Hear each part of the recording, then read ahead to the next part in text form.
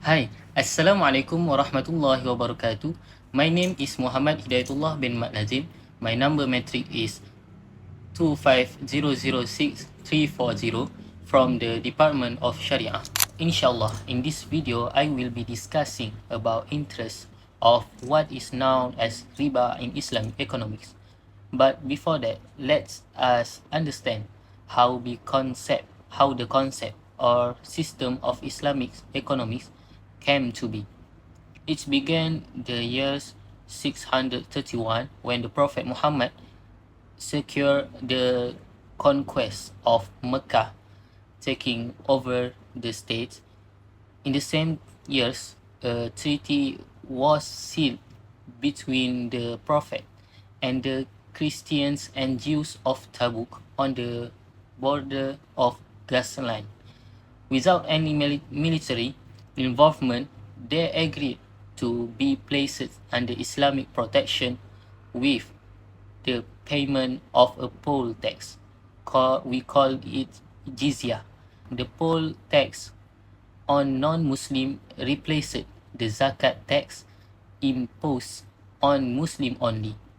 Furthermore, throughout the years 630 until 631, Masih envoys were sent to other parts of the Arabian Peninsula and to Egypt to invite people to embrace Islam. Tribes from Central Arabia, Oman, Hadramaut, Al-Yemen, Hamadan, and Kinda participated.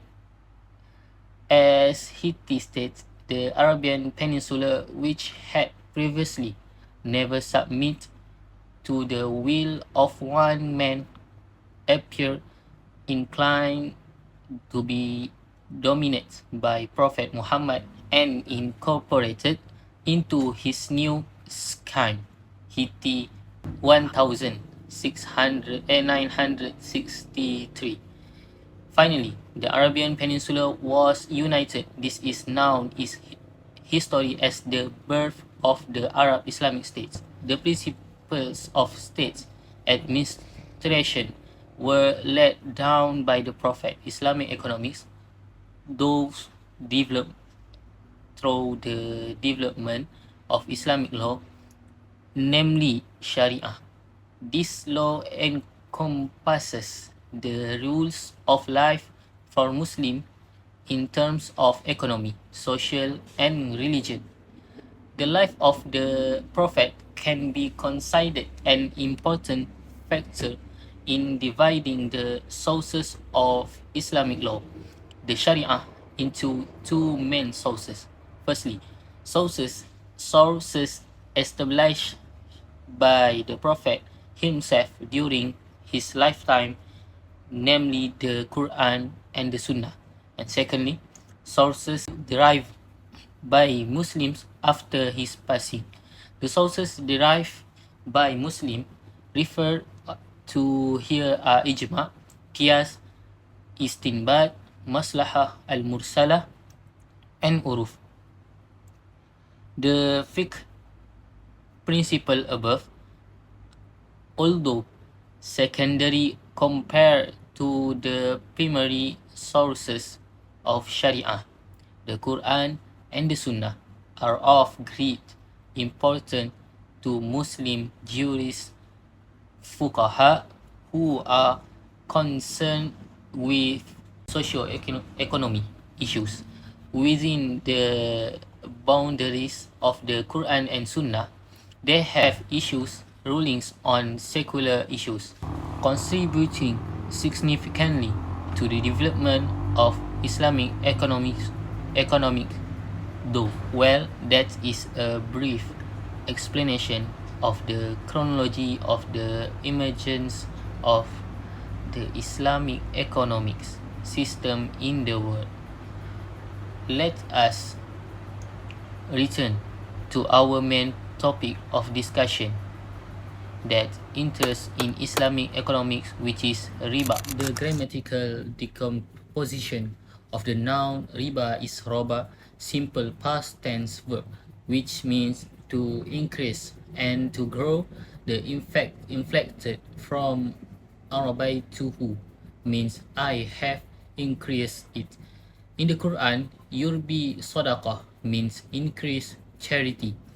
It is from here that the prohibition of riba is derived. Allah subhanahu wa ta'ala says, riba which you practice, liyarbua, to increase the wealth of people. It does not yarbu, increase with Allah. The ruling on riba as explained in the Quran and Hadith can be briefly stated as follows. Allah has forbidden riba. The controversy regarding riba is not whether it is valid or not, as the Quran clearly prohibits it. Instead, the debate is about the true definition of riba and its application, the specific transaction, especially those involving banks and loans. While Islamic scholars have yet to reach an absolute consensus on the definition of riba, the traditional view holds that riba is the forbidden payment or a reception of interest on a loan of money.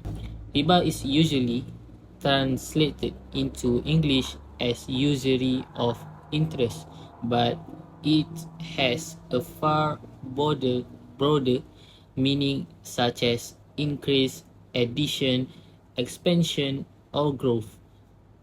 Generally, it expresses any unjustified increase of capital for which no compensation is given, and it is context. It refers to the premium that the borrower must pay to the lender along with the principal amount as the condition for the loan or for extending its maturity period. The complex rules regarding riba gradually developed from the hadith, and the basic rules regarding riba originates from several similar hadiths relating to sales, which states that the prohibitions covers gold, silver, wheat, barley, dates, and salt. While the prohibition of riba in the Quran and Hadith tradition is unquestioned by all four schools of Islamic law, yakni mazhab, there are difference of opinion regarding its interpretation and application. They consider the item mentioned in the traditions to be merely example of the type of things prohibited, and therefore agree that the prohibition is extended through analogy, kias, to other goods. These four schools adopt two basic approaches in determining the analogy. The first approach is characterized by those who hold that gold and silver represent the class of precious metals and the other four items replacement the class of foodstuff. The second approach is characterized by the Hanafi school, which hold that gold and silver represent examples of the type of thing determined by weight, and the other four items are sold by measure. Although the Hanbali school is somewhat less explicit, the generally accepted view is that they hold a position similar to the Hanafi school. Categories of riba.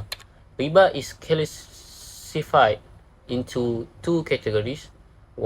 Firstly, riba al-fadlu and riba al-nasi'ah. While the four school of Islamic law, they generally understand them as firstly, riba al-fadlu means riba of excess. Amal ribawi, usurious item of one jeans type or kind is exchanged for an illegal excess of the same type of mal ribawi to be valid. The exchange must take place immediately and there must be no difference in amount. If the type are different, then there is no riba and the exchange is permitted with or without an excess. Secondly, riba an-nasi'ah means riba of delay and time. There is a delay in setting the exchange of any two types of mal ribawi with each other, whether there is an increase or profit or not. The exchange is permitted with a delay if one type is currency and the other is not currency. It is easy to see that the school views on both types of riba differ substantially as a result of their differing definition of mal ribawi.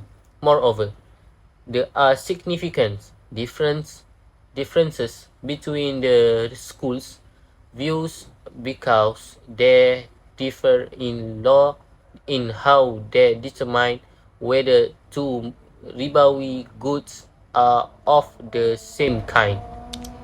Riba and loans card. Riba and loans means card. How does the Syariah address loan transaction based on the riba rules, which is seemingly only address sales?